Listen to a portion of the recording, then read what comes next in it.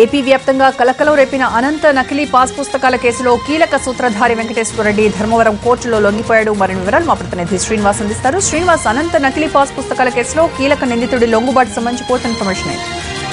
రోజా గతంలో ఏదైతే ఉందో తమిళనాడు నుంచి నకిలీ పాస్ పుస్తకాలను జిల్లా కేంద్రం తీసుకొచ్చి చలామణి చేస్తూ పట్టుబడ్డారు 15 మంది దాకా. వీళ్ళు అసలు సూత్రధారిగా భావిస్తున్న వెంకటేశ్వరరెడ్డి ఎవరైతే ఉన్నారో బట్టపల్లికి సంబంధించిన మండలాధ్యక్షుడు వెంకటేశ్వరరెడ్డి మాత్రం ఇప్పటివరకు తప్పించుకొని తిరుగుతున్నారు. కొద్దిసేపటి క్రితమే ధర్మవరం కోర్టులో ఇతను లొంగిపోయాడు.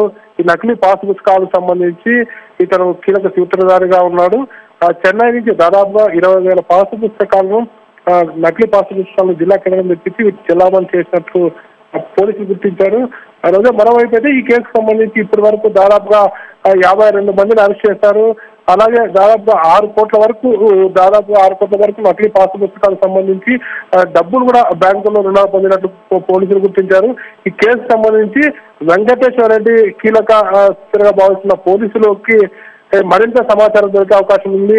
మొట్టమొదటిసారిగా ఎవరైతే రాజకీయాలకు సంబంధం ఉన్న వెంకటేశ్వరరెడ్డి పట్టుబడంతో ఇటు అన్ని పార్టీల్లో కలకలం రేగిందని చెప్పవచ్చు. ప్రధానంగా ఏదైతే ఉందో అధికార పక్షంతో పాటు ప్రతిపక్షానికి సంబంధించిన కొంతమంది ఇతర నాయకులు కూడా ఈ వ్యవహారంలో ఉన్నట్లు తెలుస్తోంది. రోజా